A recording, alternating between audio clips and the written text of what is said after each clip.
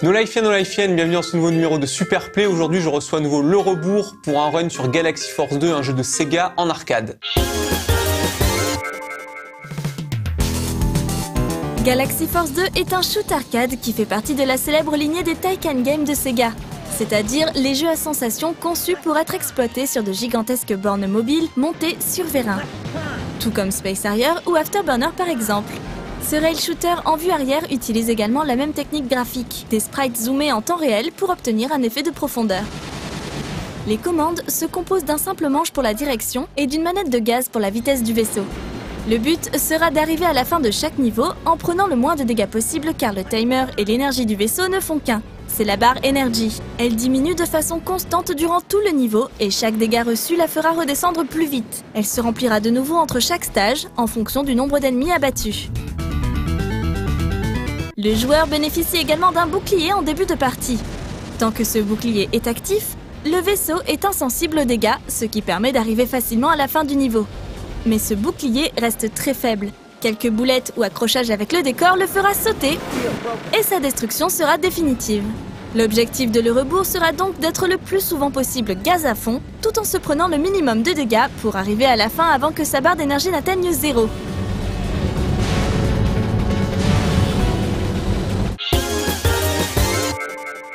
Alors Le Rebours, merci d'être revenu. Tu as pris le métro, tout s'est bien passé? Oui, il pleuvait énormément, donc pour une fois j'ai lâché le vélo. On vous dit tout. Donc on revoit ta fiche Super Player. La dernière fois, tu nous avais dit que tu étais très persévérant. Exactement. Et là, j'ai envie de dire, tu es très persévérant, mais tu n'es pas très précis, dis-moi. Bah écoute, tout le monde a des défauts, hein, on n'est pas parfait. Encore heureux. Non, mais c'est surprenant que toi qui es si bon en shoot 'em up, tu marques précision en... le truc effectivement, au contraire, ça reste rattaché bien au contraire avec l'autre qualité qu'on avait évoquée, enfin plutôt l'une des qualités qu'on avait évoquées par rapport à ma façon de jouer, c'est qu'effectivement je suis persévérant parce que je ne suis pas forcément très précis. Donc si on reste dans le domaine du shoot 'em up, des fois dans des placements, il faut insister quoi. Voilà, il faut un petit peu insister jusqu'à obtenir effectivement le placement, la bonne habitude, comment dire, le bon contrôle de soi. Pour sortir la bonne partie ou pour arriver à se sortir de situations qui sont extrêmement périlleuses. Donc effectivement ça me manque pas mal et donc je persévère par rapport à ce défaut-là parce que justement on peut toujours corriger ses défauts, que ce soit dans le domaine du jeu vidéo ou que ce soit dans la vie en règle générale. Ça se corrige. Donc on a vu que tu aimes beaucoup les FPS, on va faire un run sur Call of Duty. Ah, quelle horreur, non, certainement pas. Non, on a vu... Je reste effectivement beaucoup plus rattaché au monde de l'imaginaire. Bien évidemment, ensuite il y a des FPS aussi qui créent... et au contraire, c'est effectivement, c'est très très bien. Moi je pense qu'en fait c'est... Moi j'aime bien Call of, les gars, calmez-vous. Ouais. Mais bon, en règle générale, c'est vrai que le FPS n'a pas systématiquement cherché à calquer la réalité, mais c'est vrai que ces dernières années, c'est ce que l'on voit de plus en plus. Et pour moi, le jeu vidéo, ce qui m'a toujours intéressé là-dedans, c'est qu'on est dans le domaine de l'imaginaire. Et tu me diras, c'est quand même beaucoup plus simple de calquer la réalité pour justement, appuyer un discours marketing comme quoi les consoles sont toujours plus puissantes ou que sais-je, que par exemple de partir de rien et de créer tout un univers sur la base de rien. Et ça, je trouve que c'est beaucoup plus intéressant comme démarche plutôt que de mimer à la perfection des armes qui servent à tuer des gens. Donc c'est pour ça que tu préfères sans doute les jeux rétro aux jeux actuels. Voilà, ils ne se prennent pas au sérieux et ils ont une touche d'humour systématiquement qu'on le retrouve peut-être moins ces dernières années. C'est pour ça que le jeu vidéo actuel, même si j'y joue, soit dit en passant, c'est pas non plus un mépris et c'est tout à fait normal que ça touche le plus grand nombre et que les artistes puissent justement développer toujours des mondes un peu plus riches. Il n'empêche que je trouve que c'est un petit peu tristoun, un petit peu trop gris, brun ou que sais-je, contrairement à des jeux colorés comme savait si bien les faire par exemple Sega. La réalité est parfois trop triste. Très triste, pour essayer de la remettre dans un jeu. Alors, on lance ce run magnifique. Galaxy Force 2, Sega, fantastique, Sega, très bon choix. 1988, un excellent jeu. Alors moi, juste pour dire, je l'avais sur Master System, c'est ma cartouche là. Et moi, j'y ai joué en 89, je pense. Et j'ai jamais réussi à finir le jeu, voilà. Et Le Rebours va nous expliquer après, parce que là, il doit vite nous raconter ça, mais il va nous expliquer qu'il a joué en vrai et dans la vraie borne. Et ça, c'est le spoiler pour D'accord. Après, mais alors, c'est quoi ce vaisseau? C'est fou. Donc concrètement, on va devoir libérer le système de Junos en traversant 5 planètes qui ont été en fait conquis par le 4e Empire. Et donc concrètement, là, comme vous le voyez, je viens de récupérer le Power Pack qui va me permettre, initialement, je ne pouvais locker que 4 ennemis maximum, et là, je peux en locker 6. Pourquoi? Parce que ça va me permettre, comme vous pouvez le voir sur le côté droit, de gagner un bonus d'énergie.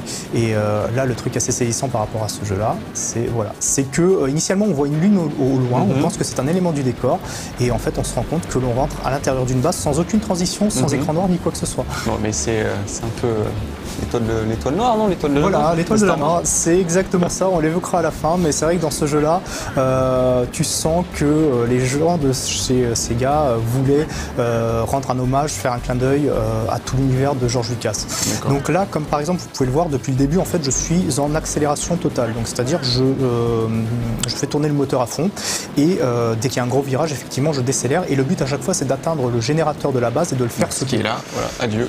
Bravo. Et donc concrètement, comme vous le voyez, depuis le début du run, en fait l'énergie décroît systématiquement. Donc effectivement c'est un timer et c'est aussi ton énergie. Pourquoi alors à ce moment-là je fais en sorte de détruire un maximum d'ennemis, en plus du bonus que tu as quand tu finis le niveau et quand tu détruis le générateur, c'est que ça te permet de regagner de l'énergie justement.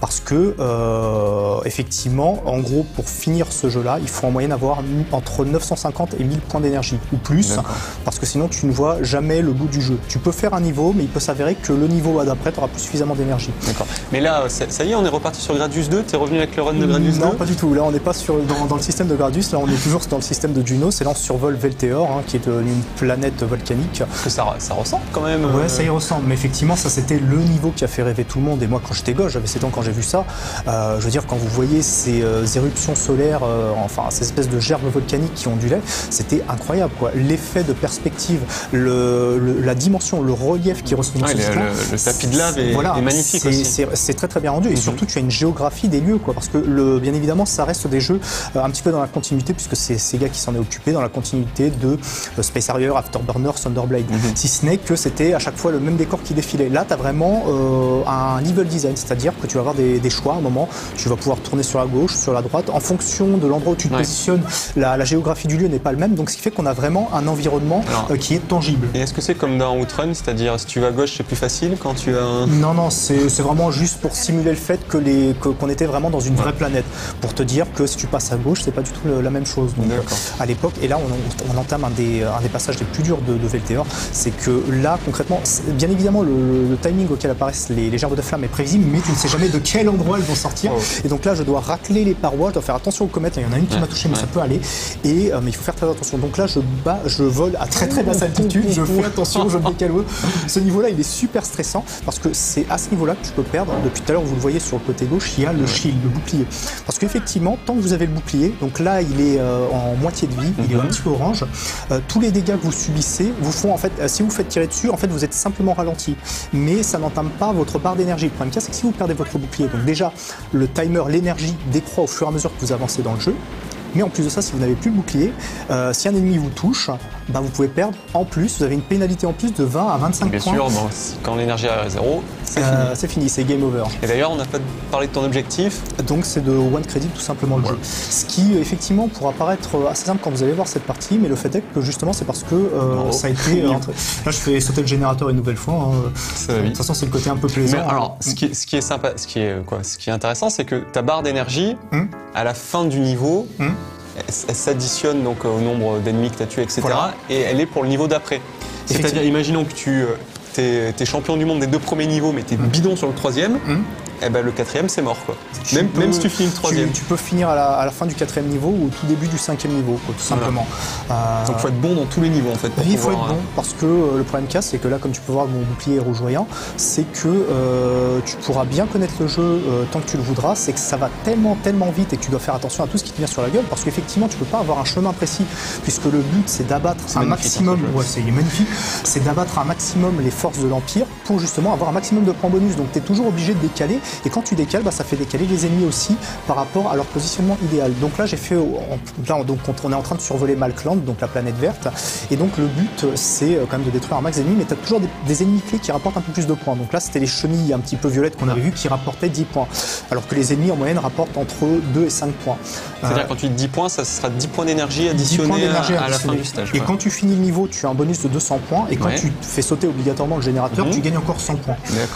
Donc effectivement, tu es obligé d'aller chercher les ennemis. En plus de ça, le but c'est de les abattre le plus rapidement possible avant que certains ennemis ne commencent à te balancer des missiles à tête chercheuse. Là, on a vu, tu t'es pris le sol. Je me suis pris le sol, et là le bouclier il commence à bien céder. Là on abat toutes ces petites graines de pollen, parce que s'il y en a une qui te touche, effectivement c'est ce qu'on a vu au début du niveau, en fonction de l'endroit où les ennemis te touchent, ou certains ennemis peuvent le faire automatiquement, ton vaisseau peut partir en tonneau. Et donc automatiquement il part en piqué pour que tu t'écrases sur le sol. C'est pour ça qu'au début de Malkland, donc la planète verte qu'on est en train de survoler, j'avais levé le nez. C'est un peu Andorre, non? Oui, c'est un petit peu la planète Andorre, effectivement. Mais oui, non, ça renvoie bien évidemment à l'univers de Star Wars. C'est vraiment visible, en sachant que Sega par la suite a beaucoup travaillé sur les licences Star Wars. Et donc là, comme vous pouvez le voir, alors des fois on n'est pas obligé de décélérer. Là par exemple, je sais pertinemment que je peux passer à pleine vitesse. Donc je fais en sorte de me positionner pour viser un maximum d'ennemis. Là je fais du bullet herding. Non, c'est sur ce deuxième virage, je fais du bullet herding. Là t'as les ennemis qui vont tirer sur la droite.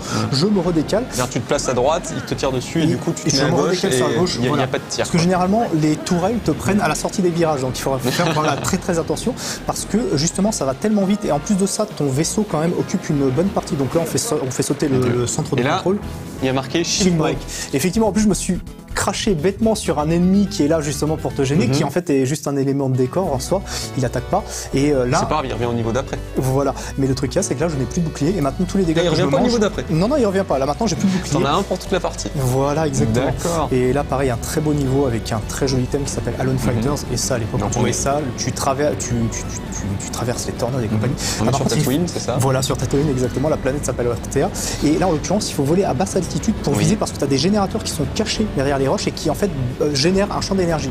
Tu te manges le champ d'énergie, tu te craches sur la roche. Et donc là, tu dois viser les ennemis qui sont en arrière-plan, parce que eux, s'ils tirent un missile, tu es obligé de remonter, et si tu remontes, tu te prends effectivement ces espèces de scarabées géants qui volaient. Et là, pareil, faire attention, tu as encore un générateur d'énergie qui était collé sur la gauche pour te poutrer la gueule. Et donc là, on rentre dans la base. Cette base-là, elle est assez longue, et en plus de ça, effectivement, au début du niveau, vous avez vu qu'il y avait des tornades, et ces tornades-là, elles émettent un bruit, et donc on l'entend en fait dans la caverne. Et le truc qu'il y a, c'est que ce bruit couvre le bruit des blasters des tourelles. Parce que là, comme tu peux le voir, à partir de ce niveau-là, les bases sont beaucoup plus resserrées. Donc pour faire du bullet herding, si je me dégale trop sur la gauche ou sur la droite, je peux manger un élément du décor. Et le problème qu'il y a, c'est comme tu as le bruit des tornades à l'extérieur qui couvre le bruit des blasters, tu n'as plus ce repère sonore. Donc les blasters et les tirs missiles aussi des ennemis, ils ont un bruit vraiment distinctif qui te permet de savoir à quel moment tu dois réagir. Mais bon, il se passe tellement de choses au cours d'une partie que même comme ça, on peut toujours se faire avoir. Parce que là, c'est des batteries de tourelles qui couvrent quasiment l'intégralité du couloir. Et tu les ennemis qui arrivent par derrière, c'est pas évident, effectivement. Mais des fois, il faut décélérer justement pour les laisser passer devant toi et ensuite les bourrer et gagner encore des points bonus. D'accord. D'ailleurs, là, on peut voir sur ton vaisseau les réacteurs. Tu m'as dit que quand tu es à pleine puissance, donc tu as configuré, on était sur PS2 là. Sur PS2, sur la version néoclassique. La version néoclassique, mais c'est comme si tu jouais sur l'arcade en fait. Exactement. Donc on voit que là, les réacteurs sont à fond. Il y a une traînée bleue. Oui, tu as les traînées de placement. Et quand tu ralentis, il n'y a plus cette traînée en fait. C'est juste le petit rendu. Voilà. Exactement. Tu es obligé parce que. Ça nous donne une indication. Les téléspectateurs peuvent voir que tu es pratiquement toujours à fond, sauf dans les virages très serrés. De toute façon, c'est un jeu, tu le joues à fond. Tout simplement, c'est vraiment. Si tu n'es pas à fond, l'énergie va tomber à zéro. On va tomber à zéro, donc l'intérêt c'est de le faire à fond, exactement. Et là, comme vous pouvez le voir, tout au fond, vous voyez qu'en fait il y a un serpent. Ces ennemis-là sont très chiants à battre parce qu'ils doivent se manger 3 missiles, mais le truc qu'il y a, c'est que non seulement on est en train de survoler une planète dans laquelle tu as d'énormes serpents là. Voilà, parce que en fait, contrairement aux autres ennemis, ils rapportent 50 points bonus. Et là, comme on est sur l'avant-dernier niveau, il est très important d'en détruire un maximum, en sachant que c'est dangereux de le faire parce que eux, ils tirent des missiles aussi, mais leurs missiles sont 2 fois plus rapides qu'un missile standard. Et en plus de ça, comme ils couvrent une grande partie de l'écran. Une grande partie de l'écran. Ça sera drôle. Voilà, sur la droite. Comme ils couvrent une grande partie de l'écran, tu peux te cracher sur leur corps. Donc ça reste très dangereux à faire.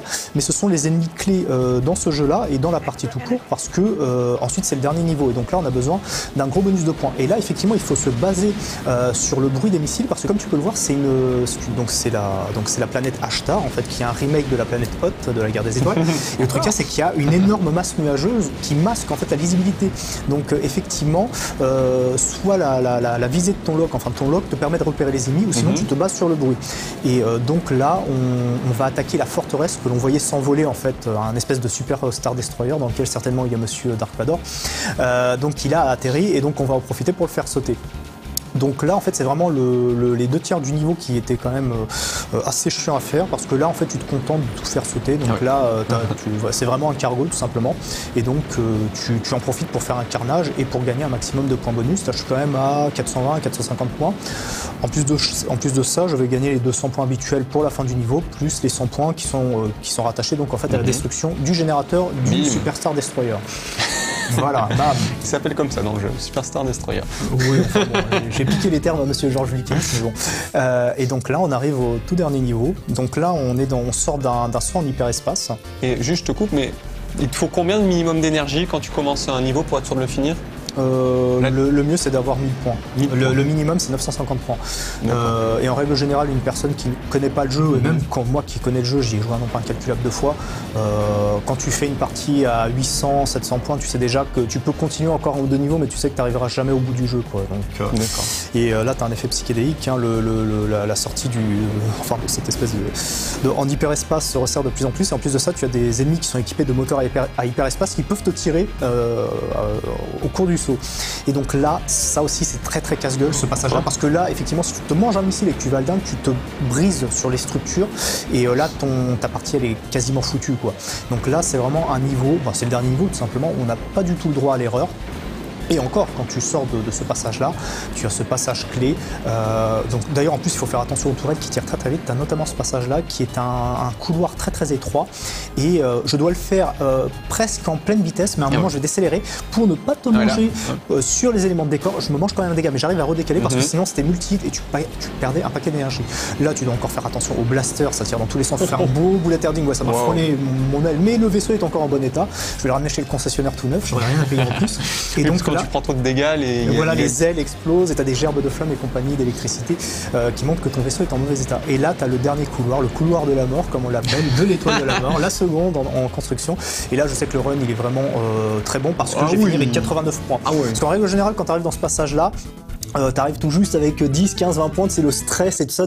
Alors que là, je me disais, c'est bon, j'ai 200 points au début du couloir de la mort et je savais que c'était bon, que c'était dans la poche. J'avais juste à bien caler mon Tri-Z, donc qui est le nom du vaisseau, et j'avais plus qu'à me laisser porter jusqu'au générateur et tout faire sauter comme d'habitude.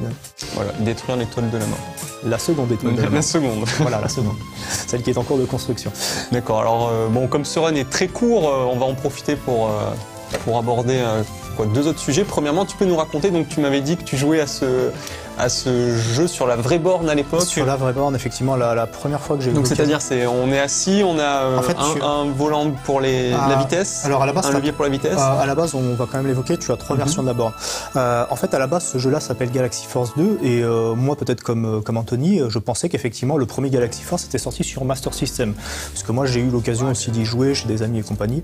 Mais en fait, c'est pas du tout le cas. En fait, Galaxy Force, premier du nom, il est bien sorti en arcade en 1988, tout début de 88 je pense, et en fait c'était une première version de Galaxy Force 2, en sachant que, alors ça je sais pas, c'est moi qui l'imagine, qui le suppute on va dire, c'est que très certainement ils savaient qu'ils avaient un excellent titre entre les mains, bien évidemment on était dans le domaine de l'arcade, donc c'était un domaine extrêmement concurrentiel. Graphiquement ils ont dû s'en rendre compte très rapidement, comme le jeu est magnifique. C'est quand même bien au-dessus d'Afterburner 2, je pense qu'Afterburner 2 Space Harrier sont infiniment plus connus que Galaxy Force 2, alors que Galaxy Force 2 est quand même beaucoup plus réussi graphiquement, même beaucoup plus maniable, beaucoup plus jouable que les titres cités. Et en l'occurrence, donc tu as 3 versions. Tu as une upright, donc comme une borne standard debout. Tu as une version deluxe qui est en siège baquet, la même que Space Harrier, donc ils ont remodélisé pour Galaxy Force 2, et une super deluxe, donc qui est une borne à vérin. Et donc j'en revenais au fait, donc on a eu la première version qui est sortie. En fait, elle ne comprenait que 4 niveaux. Mais le problème qu'il y a, c'est elle ne comprenait que 4 niveaux, donc c'était pas la version définitive et surtout c'était une version buggée. Et donc je pense que certainement les exploitants de ça l'ont gueulé. leur dit attendez, votre jeu est bugué et compagnie. Et donc ils en ont sorti une deuxième version qui comprend donc le stage. La même année.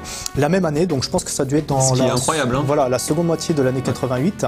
Et en même temps, ils ont développé la borne Deluxe et Super Deluxe. Et donc ils ont rajouté un niveau, donc c'est Ashtar, donc la planète glacée qui fait référence à Hoth, et le dernier niveau. Ce qui fait qu'on avait quand même un jeu un peu plus complet, parce que là, mine de rien, ça dure 15 minutes. Donc vous imaginez que 4 niveaux, ça devait même pas durer 8 ou 9 minutes. Mais bon, c'était bien aussi pour les exploitants d'arcade parce que tu avais un roulement. Et donc moi, la chance que j'ai eue, j'étais gamin, donc je devais avoir, je pense, 6 ans et demi ou 7 ans à l'époque où j'ai vu ça. C'était à la Foire du Trône, celle-là même qui se tient toujours du côté de Porte de Vincennes. Il y a toujours des bonnes bornes. Comment ? Il y a des bonnes bornes encore À l'époque, il y avait des bonnes bornes. Et maintenant non, maintenant c'est Tristoun à la Foire du Trône. Mais je me renseigne. Hein. Mais concrètement, bah voilà, je fais partie de cette génération-là d'individus, peut-être comme bon nombre de téléspectateurs de No Life. Bon, il y en a certains qui sont nés dans les années 70, moi je suis né en 82, et donc bien évidemment, j'ai grandi avec, je l'ai cité en français bien évidemment, même si on est sur une chaîne très axée sur le Japon. J'ai grandi avec le Capitaine Flamme, Space Adventure Cobra, Albator, toutes ces choses-là.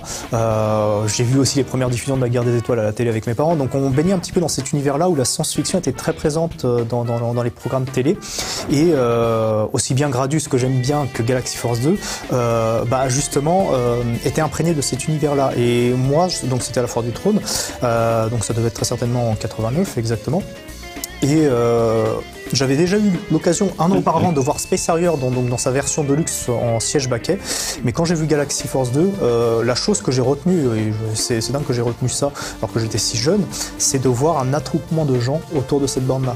Tellement le jeu était impressionnant. Bien évidemment, je ne savais pas y jouer, donc tu avais bien évidemment le manche à balai sur ta gauche, et ensuite tu avais la manette de poussée de vitesse sur ta droite, et c'était saisissant, quoi. Moi, en tant que gamin, j'avais l'impression effectivement d'être dans la Guerre des Étoiles, dans l'Empire contre-attaque. Donc t'es vraiment comme ça, quoi. T'es vraiment une main sur le manche, voilà. Une main sur l'accélérateur. Exactement. Et bien sûr, la borne tourne. On est dans la version de luxe, elle bougeait légèrement. Et ensuite, par la suite, j'ai eu l'occasion de jouer à la borne Super Deluxe, qui là est une énorme borne à vérin qui tourne sur elle-même. Enfin, c'est pas une borne fermée, mais concrètement, ça reproduit en fait le cockpit du vaisseau, en fait, du Tri-Z. Et là, par contre, déjà que le jeu était impressionnant à l'époque, parce que c'est pas de la 3D en plus de ça, c'est en fait avec des éléments en 2D, donc en zoomant différents éléments en 2D, en les superposant, ils ont réussi à créer un sentiment d'immersion, un sentiment de profondeur. Et ce qui était assez génial avec tes yeux de gamin, même encore aujourd'hui, je trouve ça très impressionnant, c'est que bien évidemment, on a grandi dans un environnement où à l'époque, moi je jouais à Super Mario Bros, à Zelda et tout ça, et on vivait dans cette culture du secret, dans le sens où dans les jeux, tu avais des astuces, tu avais des secrets, il y avait toujours des passages secrets, et on pensait que ça marchait aussi dans les jeux d'arcade. Ce qui est vrai, ça existe aussi, on l'a vu à de nombreuses reprises dans certains titres, par exemple comme Bubble et compagnie, enfin avec des niveaux spéciaux ou autres. Et moi, l'effet de profondeur, le fait que c'était un environnement 3D, entre guillemets, c'était pas de la 3D bien évidemment, j'avais le sentiment qu'on pouvait sortir d'une route prédéfinie. Et c'est ça qui était génial, parce que Afterburner, Space Harrier et Thunderblade, c'était des rail shooters, c'est-à-dire c'est des shoots sur rail, mais le décor défile. Et donc finalement, même gamin, tu comprends que en fait, tu tournes en ligne droite. Alors que dans Galaxy Force 2, l'environnement il est vraiment tangible, et tu sentais que tu pouvais sortir d'une route prédéfinie. Par exemple, lorsqu'on est sur la planète Ashtar, donc la planète glacée, la planète glaciale, donc on voit ce croiseur qui s'envole. Moi, gamin, je pensais qu'on pouvait sortir de l'atmosphère et poursuivre le croiseur. Par exemple, quand on est sur la planète Malkland, donc qui est la planète verte, comme je l'appelle, qui fait référence à Endor. Donc on a avant d'entrer dans la base, donc tu traverses une espèce de vallée, enfin tu es au milieu des espèces de chutes, donc tu es obligé de passer dans la chute centrale où tu es à la base. Moi je pensais qu'en fait on pouvait peut-être passer par la gauche, par la droite, ou peut-être qu'on pouvait même remonter par-dessus la chute pour accéder à un autre niveau. Je me rappelle de ce passage aussi parce que, en fait, comme vous l'avez vu, on arrive devant une chute et on sait pas qu'il y a une base, qu'on peut passer à travers la chute, donc on est là, il faut aller au-dessus, en dessous, voilà. Et on peut pas, on essaie de monter, on peut pas, ça bloque, et on passe à travers, on fait c'était ça. C'est ça, ouais, non. Mais justement, c'est pour rendre compte de la prouesse de l'époque, justement peut-être pour des joueurs plus jeunes, c'est ce que je trouve assez génial sur ce jeu-là, et on peut faire un parallèle avec le cinéma, c'est que ça correspond en plus, comme le jeu est sorti en 1988, ça correspond dans le cinéma à la fin de l'ère des effets analogiques et le passage à l'ère des effets numériques justement. Et c'est assez marrant parce qu'effectivement ça c'est avant l'avènement de la 3D, c'est-à-dire on a eu des jeux qui par exemple utilisaient de la 3D vectorielle comme le Star Wars de 82 d'Atari, mais le problème qu'il y a c'est que c'était très minimaliste. Donc effectivement effectivement, ils se sont dit, avec de la 2D, on pouvait rendre cet effet un petit peu, cet effet de relief, mais en ayant un jeu qui est extrêmement détaillé. Effectivement, ça fera partie de ces derniers jeux qui utiliseront ce type de technologie. Il y aura un jeu qui s'appelle toujours de Sega, AB Police, et du côté de Taito et peut-être d'autres éditeurs, il y a aussi un jeu qui préfigurera d'ailleurs F0X dans ses tracés, qui s'appelle Vertexer, qui était, malheureusement, j'y ai jamais joué, le jeu n'est pas du tout émulé, mais on peut voir quelques vidéos traîner sur le net, c'est du même niveau que Galaxy Force 2, avec un rendu d'une finesse absolue. Tu as l'impression, en fait, on a l'impression de jouer à un dessin animé. C'est vraiment cette impression-là que ça donnait quand on était gamin. C'était impressionnant. Comme quoi, Superplay, c'est pas que des runs, hein. Il y a aussi des anecdotes sympas, un peu de discussion, et tu voulais d'ailleurs nous finir sur une autre anecdote. Ce jeu, pour toi, il a une suite spirituelle? Une suite spirituelle, effectivement. Alors, bien évidemment... Donc de Sega, bien sûr. Ah, pas du tout, de... Nintendo. De quoi? C'est quoi? Voilà, Star Nintendo. Fox. J'ai ramené pour faire rager ce fanboy de Sega. Pas du tout. Pas du tout. Non, oui, pas du tout. Donc, effectivement, bien évidemment, il n'y a aucun rapport entre Star Fox, qui bien évidemment chez nous est connu sous le nom de Star Wing. Il n'y a strictement aucun rapport en termes de développement ou que sais-je. Mais pourtant, c'est un rail shooter. On a un environnement graphique qui rappelle beaucoup ce que l'on voit dans Galaxy Force. Et c'est vrai que moi, j'ai très souvent considéré la licence Star Fox, en tout cas le premier qui est sorti sur Super Famicom et Star Fox 64, comme les héritiers spirituels de Galaxy Force 2, parce que c'est vraiment le même univers graphique, c'est le même type de jeu, c'est un contrôle beaucoup plus évolué, tu as aussi la gestion de la vitesse, tu as aussi des choix, notamment dans Star Fox, tout le monde se souvient de la route normale, il y a notamment le troisième stage où on traverse une armada, et on a le choix à un moment de rentrer dans des cargos pour les faire sauter, un petit peu comme dans Galaxy Force 2, on peut choisir des fois de tourner à gauche, de tourner à droite, et de passer dans des endroits peut-être un peu moins tendus, tu vois. Et pour toi, Sega, il y a une suite à Galaxy Force spirituelle. Moi, je pense à Panzer Dragoon, par exemple. Et oui, effectivement, tu fais bien de l'évoquer. C'est vrai que je n'y avais pas du tout pensé. Ça, par exemple, Panzer Dragoon, c'est un jeu que j'ai découvert beaucoup plus tardivement. Je l'ai pas connu à l'époque. Mais effectivement, Panzer Dragoon s'inscrit totalement dans cette lignée-là. Ensuite, c'est un autre univers graphique. Tout le monde sait que c'est inspiré, effectivement, des œuvres de Moebius. Mais justement, ce qui fait que j'adore vraiment Galaxy Force 2, c'est que... en fait, on retrouve tout cet imaginaire-là, cet imaginaire qui est issu, effectivement, comment dire, on peut appeler ça la culture SF, tout ce qui... Je cache que je joue Nintendo, vas-y, continue. Regardez, il y a une planète, voilà. L'univers SF, des planètes, des étoiles, le voyage, voilà. C'est vrai que c'est ça un petit peu, c'est un petit peu comme si Sega s'était inspiré de toutes les influences qui sont... Merci bien. On va le ranger, je sais que ça te fait un peu rager. En fait, ils se sont vraiment inspirés de tout cet imaginaire-là, qui est né, en fait, je pense, avec la... Bien évidemment, ça existait déjà dans le courant des années 50 ou autres, mais je pense qu'effectivement, même si c'était pas une période très joyeuse, notamment la guerre froide, c'est à ce moment-là où on commence à avoir la conquête spatiale qui commence à prendre forme. On a tout un imaginaire, des récits de science-fiction qui naissent justement de cette course, comment dire, à la conquête spatiale. On a un petit peu... Et finalement, en fait, bon, le jeu là, je me perds un peu, mais en gros, on va résumer. En gros, il y a Star Wars qui, à un moment donné, va capitaliser sur tout ça et va regrouper tout cet imaginaire-là. Et ça va influencer, à mon sens, en même temps, l'animation japonaise qui, elle-même, va s'inspirer de tout cet univers-là et qui va aussi toucher, d'une certaine manière, le jeu vidéo. Et pour moi, Galaxy Force 2, c'est un condensé de tout ça, de tout cet imaginaire-là qui est né, pour moi, entre les années 60 et qui a couru jusqu'à la fin, on va dire, des années 80. Okay. Donc c'est pour ça que j'ai vraiment apprécié ce titre-là à l'époque. Bon bah écoute, c'était un super play passionnant. Exactement. Moi, dès qu'on parle de Sega ou de... Non, je plaisante, hein, mais... Ou de Nintendo. Ou de Nintendo.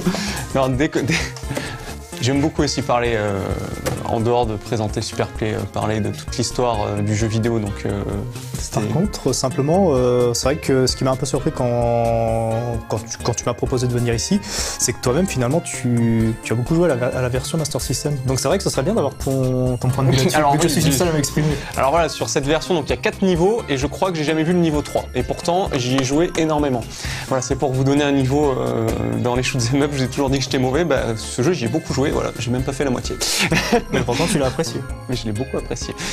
Bon, bah, le rebours, merci d'être venu une fois de plus. C'est ta deuxième fois avec moi. T'as 10e fois sans moi, je sais. Bah écoute, c'est pas prévu pour l'instant que tu reviennes, mais si t'as d'autres runs, n'hésite pas, hein, je suis toujours... Oui, je pense qu'il y a des trucs en stock, on en reparlera. Bon. Bah écoute, envoie-moi un email à superplay@nolife-tv.com et je te répondrai avec plaisir. Écoute, je vais t'envoyer de ce pas un message. Ça marche. Bon bah n'hésitez pas vous aussi, merci d'avoir suivi cette émission et je vous dis à dans 2 semaines pour une prochaine émission. À une prochaine. Ciao. Ciao.